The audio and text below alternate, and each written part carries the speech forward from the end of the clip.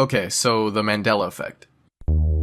You remember that time when you saw something that was so familiar, yet something about it was off? Something maybe you couldn't quite put your finger on until someone pointed it out? Maybe a changed letter, a small design choice, a few missing or changed words or phrases in a quote? This is the Mandela effect. The idea of shared false memories, because maybe you could write this off as just something that you thought was odd, but when many people begin to remember something being slightly or even sometimes very different from the truth, it makes you start to question what's really going on here. Sometimes it might be something small and insignificant that you can look past, but sometimes it'll be something so ingrained in your memory, something so personal that you swear you remember it being different. That idea is called the Mandela effect, the concept of shared false memories, which have many different explanations, from parallel and alternate universes to social and cognitive reinforcement of alleged and incorrect details. One thing is for certain though, these cases of the Mandela effect are very interesting to look at and examine. So today, we're going to do just that with this iceberg created by Silent Chatterbox 52, who also created another iceberg I covered a while ago, the unused and cut video game content iceberg. But this one here has quite a bit to offer, broken up into 7 tiers, with each of them getting more obscure and strange as it goes on. We start from the most well-known cases and get down to the more weird and uncanny ones.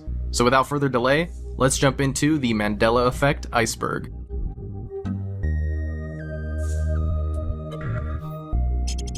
Nelson Mandela died in prison. The one that started it all. Not only is it one of the most well-known cases, but it's also the very case that this is even named after, as it relates to a false memory held by a lot of people that the former president of South Africa and activist Nelson Mandela died in prison sometime in the 80s, when in fact he lived on for much longer, dying in December of 2013 at the age of 95. It's a somewhat understandable case when you realize he spent 27 years in prison, but it's also kind of weird because he became the president of South Africa from 1994 to 1999, and you'd think that'd be something that more people would remember, and don't get me wrong, some did, but I guess when it comes to America and other Western countries, this wasn't as well known of a fact. Although many of those who claim to remember Mandela dying in prison in the 80s also recall news reports and coverage of the event, leading to wild theories of conspiracies and parallel universes and realities. And of course, this effect as we know it now today. These are more parallel universe stories that may prove the multiverse is real. It's as if something or someone is actively rewriting reality. And the changes? They are picking up speed. So, what's happening to our world? This is a Penguinati production.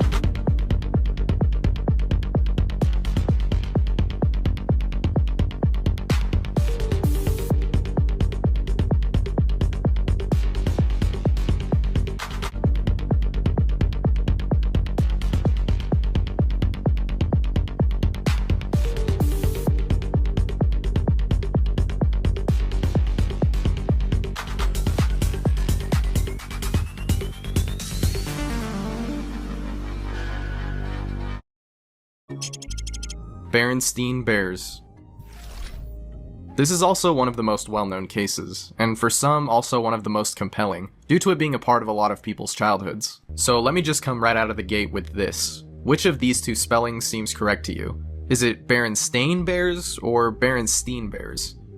Well, most people would say Berenstein, but actually it's always been Berenstain, which a lot of people just can't wrap their heads around, and I definitely get it. I don't really remember growing up with this book series too much, but just looking at the spelling, I mean, Berenstein just seems correct, right? And I think that's what a lot of this boils down to. Most people are familiar with last names including Steen, but not Stain. That's pretty uncommon. I think that's the simple explanation behind this one. It was most likely just misremembered and even misread and misspoken for years, simply because of this rare spelling. Sinbad's Shazam. This one is really interesting because it's a false memory of an entire movie that some people claim to remember from their childhoods. A film titled Shazam, which starred the American stand-up comedian Sinbad, who was said to play a genie in the film, which was thought to have released in the 1990s. However, there are a couple of different explanations for this one. First off, in 1996, there actually was a film called Kazam that starred Shaq as a genie, which a lot of people probably just misremembered. Also, Sinbad himself chimed in, saying that he did do a skit where he was dressed as a genie, which some people might have confused for an actual film. Also, can't forget to mention, in 2017, he was involved in an April Fool's prank with College Humor, where they made a short film starring him as the genie, with supposed lost footage from Shazam. Curious George's tail. Yeah, that's right. Apparently Curious George never had a tail. Even going back through basically every piece of Curious George media, it's just not there, which is strange. I mean, doesn't this image just look off? Like, which one of these do you remember? For me, the tail definitely looks better, but I think this is just because we almost always associate monkeys with tails. So seeing one without a tail is just such a weird thing that we don't even really acknowledge it. Looney Tunes.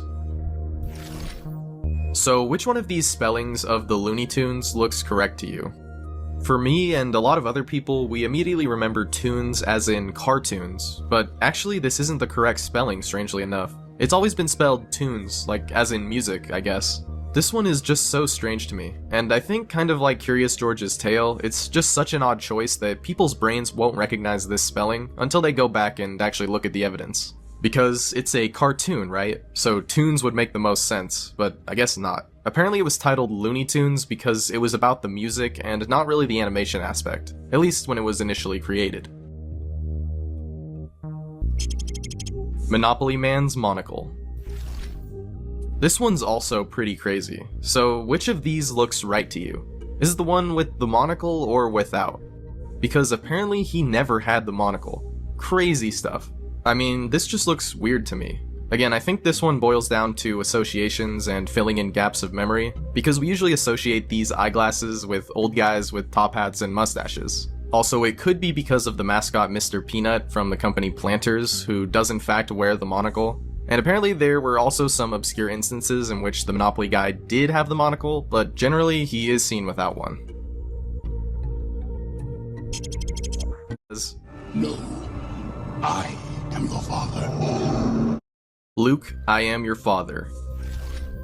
Despite this being one of the most quoted lines in movie history, it's almost always misquoted, leading to this being one of the most popular and interesting cases of the Mandela effect in film. Everyone recognizes the iconic line from Darth Vader as, "No, Luke, I am your father." But that's not actually what he says in the film. Really, he says, No, I am your father. Now, my thoughts on why this is misquoted are pretty simple. I think the quote just changed slightly over time so that people could actually understand what they were trying to say. Because nothing is more awkward than saying something and waiting for someone to react, just for them not to get the reference. So I think people just added this small additional context to the quote so that people could easily recognize it. And after that, it just spread and many people adopted it, and it just kind of stuck.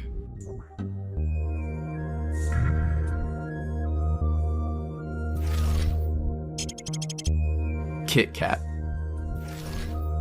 This one isn't too crazy, at least compared to the other spelling ones in this list. Still, do you remember there being a hyphen between kit and cat? Well, some people do, but I gotta say, I don't. Looking at them both side by side, the one without it looks right to me, to be honest, but I guess people assumed it did have this hyphen because it sounds like two words put together.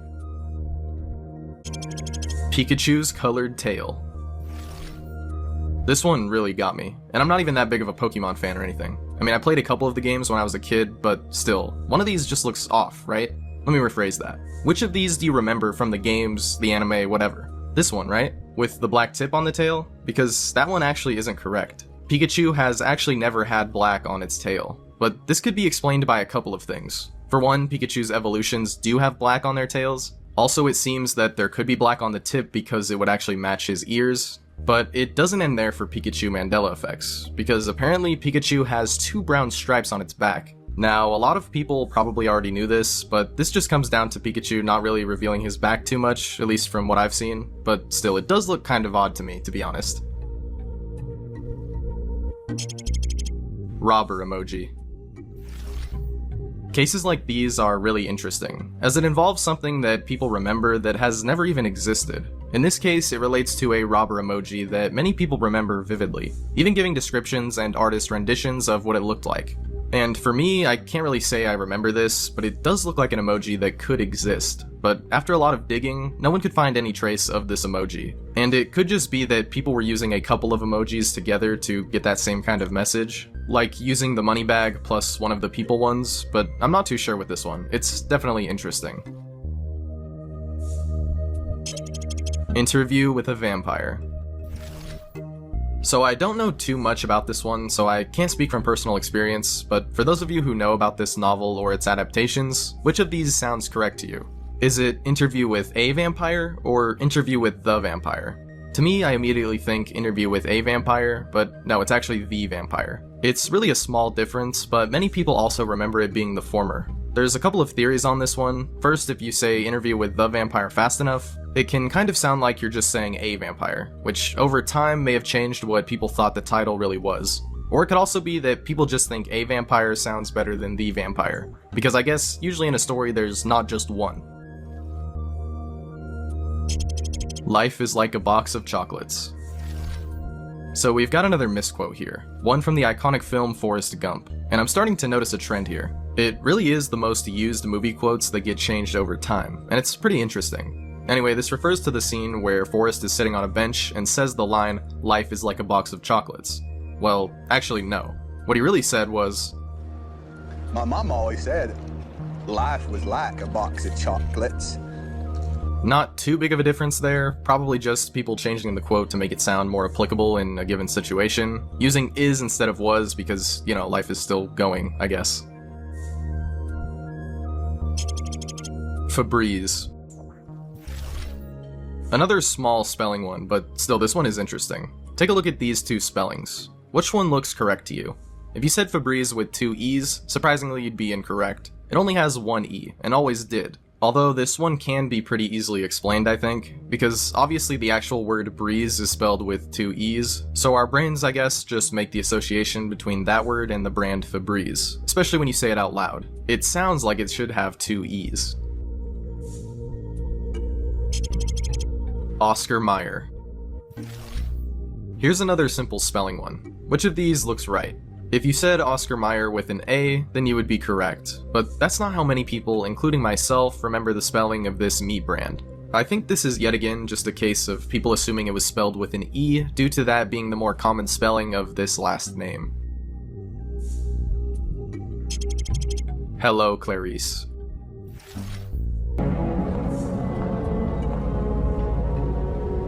Morning. So, is this what you remember Hannibal Lecter saying in Silence of the Lambs? Or do you remember him saying, "Hello, Clarice"? Watching the scene back, it doesn't make much sense for Lecter to say "Hello, Clarice," when right after she introduces herself with her name. But it's interesting that this misquote has been going around for many, many years, starting only shortly after the release of the film in the 90s, as there is a "Hello, Clarice" impersonation and quote by Jim Carrey in the film Cable Guy from 1996, although this could be the actual origin of this misquote, which would be interesting. Fruit of the Loom Cornucopia. Now, this one, for me at least, is truly fascinating, because it's such an obscure and weird change that I'm honestly confused at this one. So let's just start off with these 2 images for the logo of the company. Which of these looks right to you?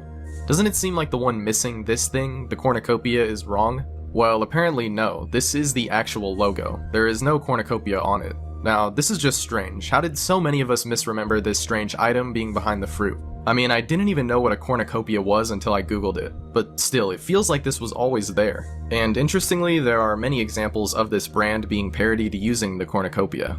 Not to mention the fact that in a 1994 newspaper article, the logo is described as having a cornucopia in it. I guess the best explanation for this is that cornucopias in general are usually accompanied by fruits in any image you Google. I mean, I'm pretty sure that's what this thing is meant to do in the first place, so it could just be the association factor. Still, this is one of the most interesting and compelling cases.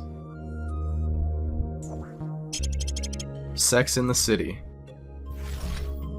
I don't know much about this sitcom series, but right out of the gate, this small title change seems like another case of it sounding different when said, which may have made people believe the title was slightly different. What am I even talking about here? Well, there's an HBO drama series from the 90s called Sex and the City, although some people remember it being called or titled Sex in the City.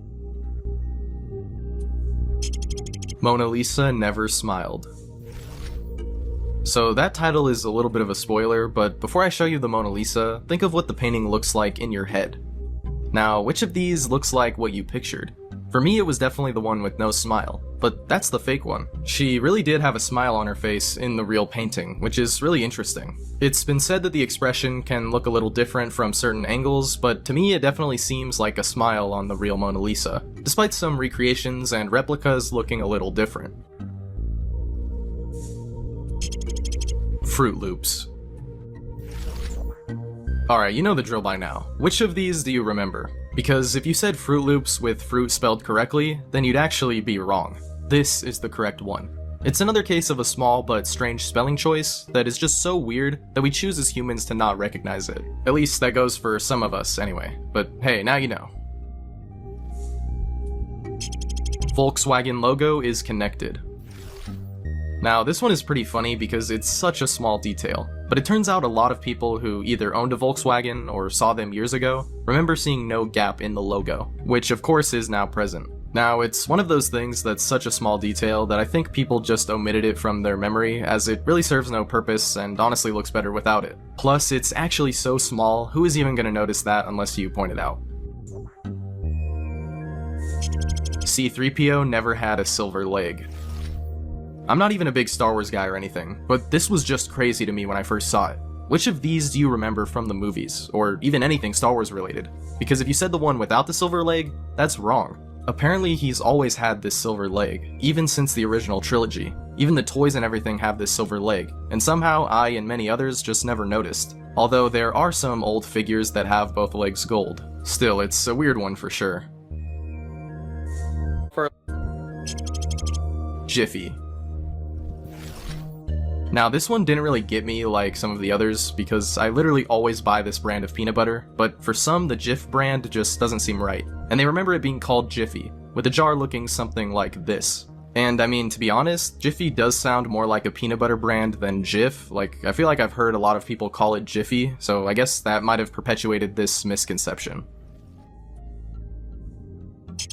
Ford logo with no squiggle. More car stuff. Not gonna take too much time with this one, it's a really small difference, but something that a lot of people feel pretty strongly about. I think Joe Rogan even weighed in on this one. Basically, the Ford logo has this small squiggle on the F that most people don't notice, and don't remember because it's such a small thing. Not as small as the Volkswagen gap, but still, that's why I think many people don't remember it. Elementary, My Dear Watson. So this one's pretty simple and a little different because the quote, "Elementary, my dear Watson," was not in any of the original books written by Arthur Doyle. However, it is actually what was said in the movies, and is the actual origin of this quote. So less of a Mandela effect situation, and more of just something that didn't come from the original source material. And a little different because the quote, "Elementary, my dear Watson," was not in any of the original books written by Arthur Doyle. However, it is actually what was said in the movies, and is the actual origin of this quote. So less of a Mandela effect situation, and more of just something that didn't come from the original source material.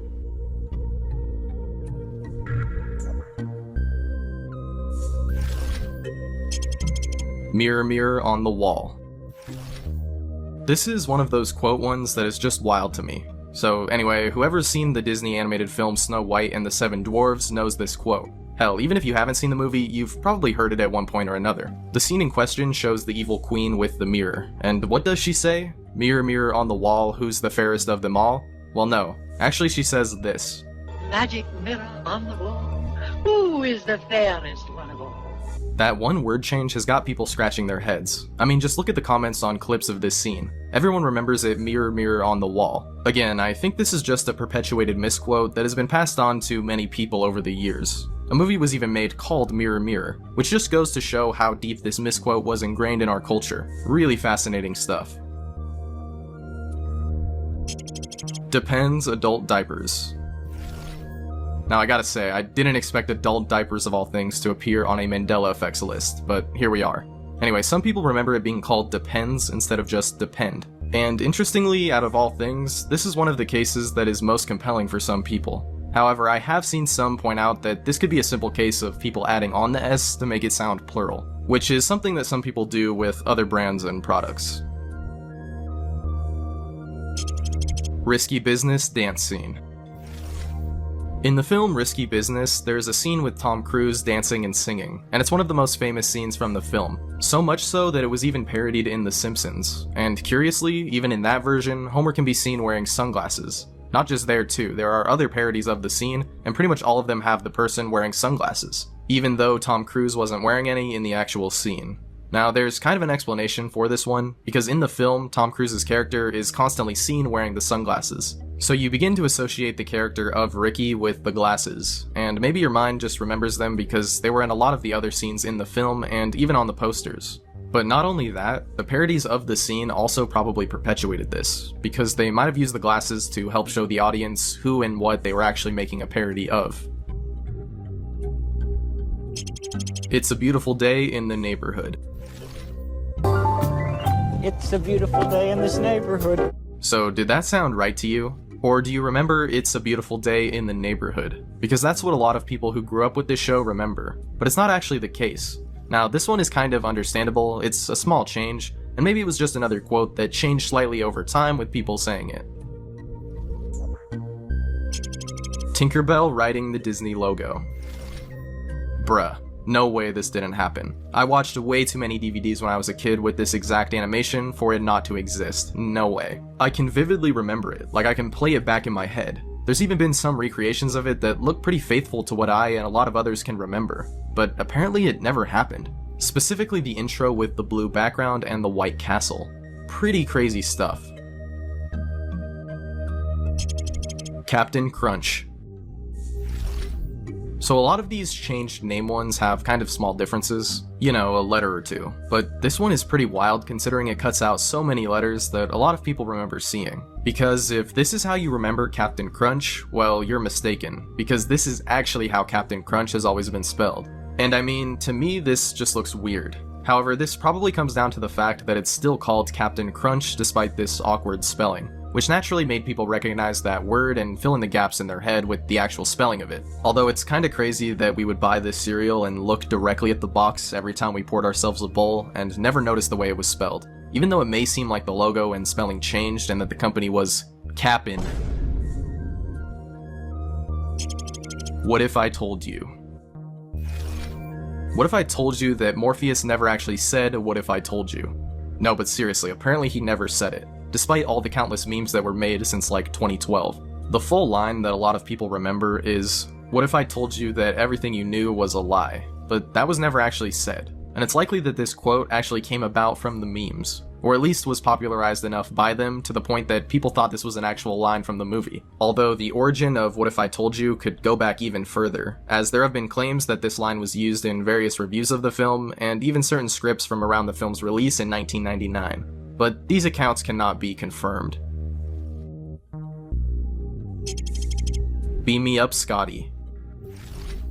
Not really a Star Trek guy. Honestly, I haven't really watched any of the movies or the shows or anything, but even I have still heard this quote many times over the years. And what do you know, Captain Kirk never actually said it. He said similar lines such as "beam me up" and "Scotty beam us up," but never this phrase exactly. And it's most likely just a simple and easier to understand misquotation that kinda stuck around over the years with people saying it. Shaggy's Adam's Apple. Here's one that I can also specifically remember from watching the original Scooby-Doo series as a kid, and a lot of others recall this aspect of Shaggy's character design as well, a prominent Adam's apple, which many people can remember was used for comedic effect in scenes where he would gulp in fear. However, apparently he doesn't have one, and even the proposition that it was only sometimes shown either when he was scared or eating something, well, that falls flat too, because in the scenes of Shaggy gulping, there is no visible Adam's apple, which is just kind of mind-boggling to me. Double Stuff Oreos. Some people remember them being called Double Stuff with 2 F's, or even Double Stuffed, but not Double Stuff with 1 F, which for some reason is what it actually is. Now apparently in the UK they actually are called Double Stuff with 2 F's, so that explains images of those that you might have seen, but as for Double Stuffed, they have never been called that as far as I'm aware. And this is again probably just a case of it sounding better to call it something else, and that nickname kind of spread around and eventually stuck in the public consciousness. JCPenney. Okay, this one is not that crazy in my opinion, just one of those things that some people tend to misspell, as there is actually an E before the Y in JCPenney, which some claim is an example of the Mandela effect, but it really has always been JCPenney, as it is named after its founder James Cash Penney, spelled with the E, another case of an unusual spelling making people second guess themselves. However, there is no proof of such a scene's existence. You like me. You really like me. This refers to an Oscar speech by actress Sally Field that is often parodied and quoted, but usually incorrectly. She is often attributed as saying, "You like me, you really like me," but this is what she actually said. That you like me, right now, you like me! And if you look at the comments on this, a lot of people don't remember this version of the speech, especially the "right now" part. Judge Judy used the gavel. So the American reality court drama Judge Judy has been around since the 90s, for 25 seasons and over 6,000 episodes. Yes, you heard that right. And in all that time, as far as I'm aware, Judge Judy has surprisingly never used or slammed the gavel, despite many people recalling that she did on multiple occasions. I think this is another case of just common associations, because we associate judges typically with the gavel, because of certain pieces of media and such, even if it's not Judge Judy, which probably influences our brains and our memory, filling in those gaps of information. Cheez-Its. Okay, so this one is kind of funny to me because Cheez-Its, don't ask why, became a pretty big meme in my friend group for a while, so I knew for sure it was Cheez-It, not Z or S at the end or anything. Although a lot of people claim that there was a Z at the end and it was called Cheez-Its. But here's the thing with this one, and a lot of the other ones that people remember having a plural title. A lot of people remember some sort of letter at the end because you never really refer to a single Cheez-It. You call them Cheez-Its because there's a lot of them. Also, the Z at the end specifically probably has something to do with the Z in cheese, making many people feel like the letter Z is an important component of their brand and spelling. Jungle Book's Baloo wears a coconut bra. In the original 1967 Jungle Book film, the character Baloo is commonly remembered as wearing a coconut bra while he does a dance. But this one actually has a rational explanation, because while it might not happen in that movie, Baloo does do a dance with a bra in the animated series Tailspin, which is likely where people remember this from, and just confuse it for being in the Jungle Book film. We are the champions of the world. This one's pretty crazy, and just from the title you probably already know what this one is. Queen's hit song We Are the Champions is one that pretty much everyone has heard, and at the end of the song, Freddie Mercury sings We Are the Champions, and that's it. He doesn't say in the 1977 studio version of the world, even though pretty much everyone expects it and even sings it when listening to the song. But there is an explanation behind this too, because Freddie Mercury, when performing the songs live, would add of the world at the end of the song during some of their performances, which I think stuck with a lot of people and honestly sounds a lot better than it just kind of ending abruptly. So a lot of people adopted this and began to think it was part of the original song, although some claim that they remember Of the World in their CDs and such, which had the studio and greatest hits versions of the song. This has been a Pinguinati production. Thanks for watching.